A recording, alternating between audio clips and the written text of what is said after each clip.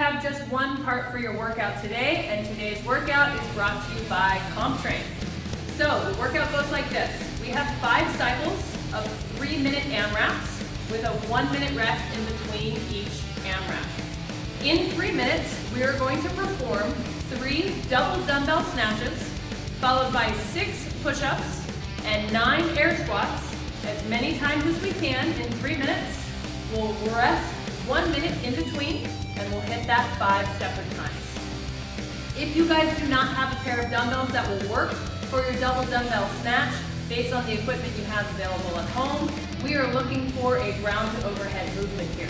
So a single kettlebell, a barbell could work as well, if that's all you have on hand. All right, you guys, we're excited to hear how you did on this workout. Make sure you post your comments to our notes. Best of luck.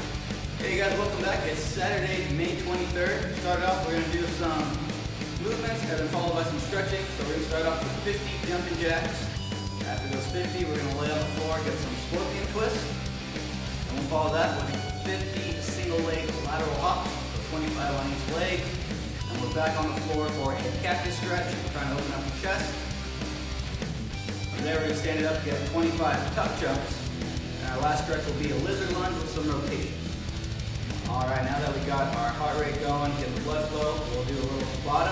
We have 4 rounds, 20 on, 10 off, starting with alternating bicep curl to press, followed by hollow rock, and you're going to transition hollow rock and arch rock. So one round will be 20 seconds of hollow, next time through we'll do arch. All right, to follow that, we're going to do 3 rounds, starting with 12 step-ups, 10 floor presses, and 8 sumo deadlifts. After those sumo deadlifts, we're going to do 4 double dumbbell snatches to warm up for our workout, and then 2 man makers.